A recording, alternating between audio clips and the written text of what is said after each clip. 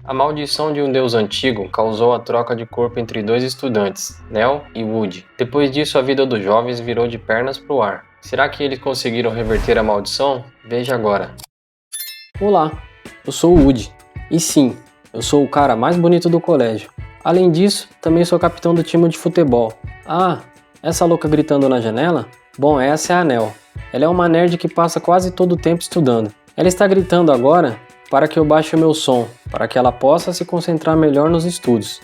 Em troca eu pedi uma coisa, que ela me mostrasse os peitos. É claro, né? E ela não concordou, mas nem precisou. O pijama dela enroscou na janela e eu acabei vendo mesmo assim. Durante o café, Nell recebeu a convocação para uma entrevista em uma universidade renomada. Já eu estou prestes a tomar meu café da manhã em família, tendo que ouvir meu velho pai dizer que se eu fracassar como jogador, meu futuro está garantido, trabalhando com ele na loja de espátulas da família. É óbvio que eu não quero isso, né? Horas depois, Nell está a caminho da escola, e como de costume, ela perde o ônibus. Enquanto isso, meu amigo Cavalo passa em casa para me dar uma carona. Logo adiante vemos Nell a caminho da parada de ônibus, então combinamos de passar na poça d'água só para ver a bagaceira. O resultado não poderia ter sido melhor. Ela chegou na escola parecendo Ana Maria Braga, e por isso foi motivo de piada o resto do dia. Quando eu a encontrei, eu me desculpei, é claro, alegando que a poça d'água estava atravessando a rua e nós não vimos. Lógico que ela disparou algumas ofensas, insinuando coisas sobre meu baixo poder de raciocínio que até agora estou sem entender. Após isso, fomos a uma excursão em um museu de artes.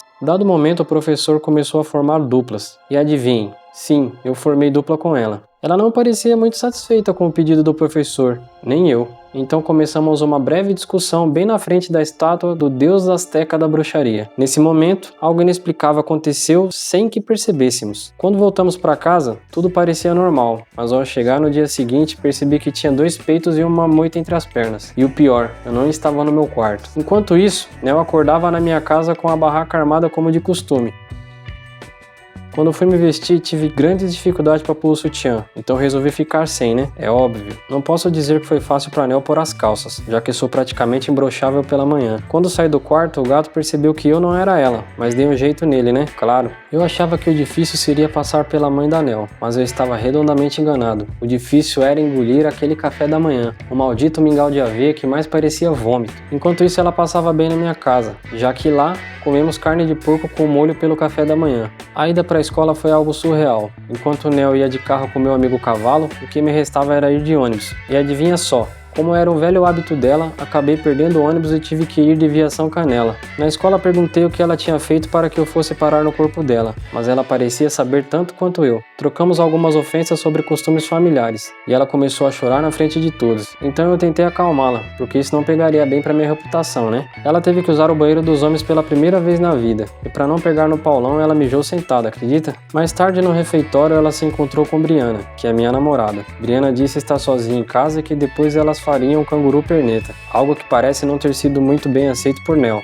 Em outro momento ela conversa com meu amigo Cavalo sobre o treino do time. Ela inventa 1000 desculpas para não ir, mas ele diz que o técnico vai triturar suas bolas caso ele não compareça. Sim, o treino aconteceu, melhor se não tivesse acontecido. Ela jogou minha performance lá embaixo e por consequência foi ameaçado pelo técnico de estar fora do time se não melhorasse. Minutos depois no vestiário, ela descobriu por que o apelido do meu amigo era Cavalo. No dia seguinte eu a encontrei na escola e disse que fiquei sabendo sobre o fiasco que foi o treino. Expliquei a importância daquilo para minha vida. Também disse que aquela não era a minha forma de se vestir, mas ela cagou pra isso, meio que declarou guerra. Então no dia seguinte, eu apareci na escola como uma vendedora de p***.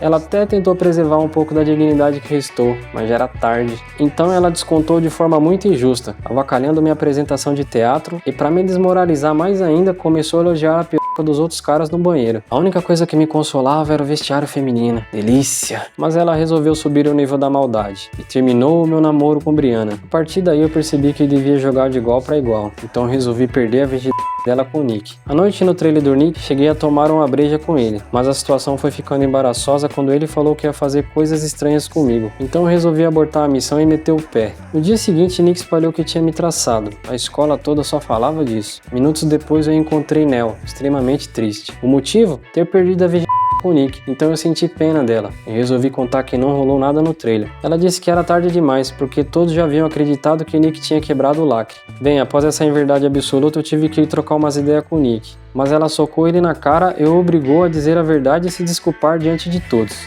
Horas depois conversamos sobre quando e onde essa troca de corpo havia acontecido, e chegamos à conclusão que foi no museu, em frente à estátua do deus azteca da bruxaria. Com isso resolvemos voltar lá, e de alguma forma explicar a esse tal deus que já tínhamos nos acertado e que agora éramos bons amigos. Após isso combinamos que fecharíamos os olhos e depois de 3 segundos voltaríamos ao normal. Bom, como você pode perceber, não aconteceu nada, e o pior de tudo, a entrevista dela na universidade estava chegando, e no mesmo dia, o jogo que vai decidir se eu serei um atleta ou um vendedor de espátulas. Como o plano 1 falhou, decidimos estudar e treinar juntos, para que eu passasse na entrevista e ela jogasse bem na final do campeonato. E assim fomos para o nosso primeiro dia de treino, e quer saber? O negócio dela era estudar mesmo. Depois foi a minha vez de estudar Shakespeare. Foi aí que eu descobri que eu nasci pro futebol. Nessa mesma noite meu pai estava conversando com Nel, e disse que o pai dela era um cara legal, e que durante um bom tempo foram grandes amigos, mas a mãe dela não via a amizade dos dois com bons olhos. Pela manhã encontrei uma das amigas de Briana.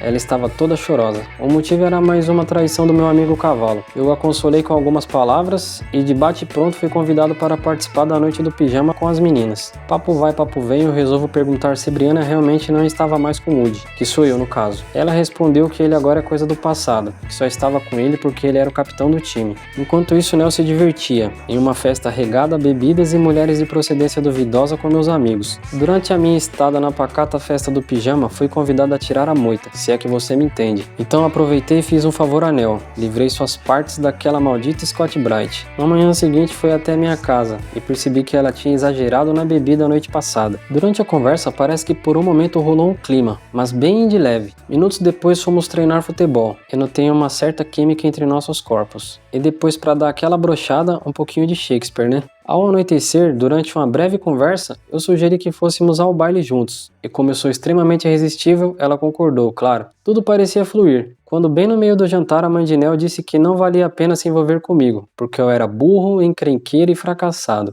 E ainda disse que isso era uma genética de família. E para finalizar, lembrou que foi a própria Nel quem disse isso semanas antes. Essas palavras pesaram sobre minhas costas, e eu precisava de um tempo sozinho. Nel apareceu e tentou me consolar, mas eu disse que sabia o pensamento dela sobre mim e a genética da minha família. Ao amanhecer eu fui à entrevista como combinado. Creio ter respondido à altura a todos os questionamentos que me foram feitos. Quer dizer, quase todos, mas juro que dei o meu melhor. Enquanto isso, em um lugar não muito longe dali, aconteceria algo que mudaria para sempre a minha vida. Sim, senhoras e senhores, o jogo da final, onde o olheiro de grandes universidades poderiam me requisitar. E caso ela falhasse, meu destino seria a loja de espátulas da família. No decorrer do jogo, o placar já dava sinais de que eu seria um simples vendedor de espátulas. Nel entra na partida já quase no fim do jogo, e inesperadamente as coisas começam a melhorar, e o placar já mostra uma luz no fim do túnel. E nos últimos 5 minutos, touchdown, senhoras e senhores. Isso muda tudo. Depois do jogo, no corredor do vestiário nos encontramos. Eu a agradeci, e disse que se eu tivesse que passar toda a minha vida sendo outra pessoa, que seria ela. Tinha algo acontecendo ali,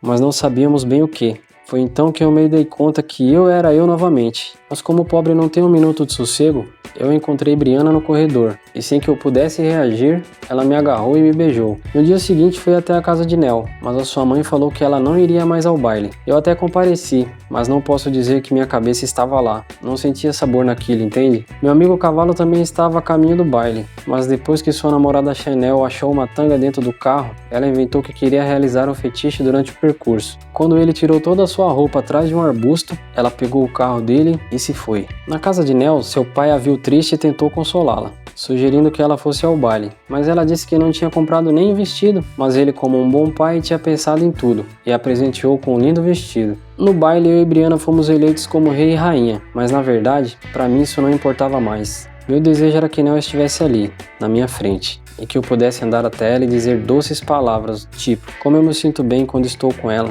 e o quanto ela me faz um cara melhor. Sim, minhas preces foram ouvidas e isso aconteceu, com direito a beijos e tudo mais. Meu amigo Cavalo chegou ao baile com algumas horas de atraso, e logo encontrou alguém que não gostava muito de bexigas. Sobre mim, eu nunca me senti tão realizado em toda a minha vida.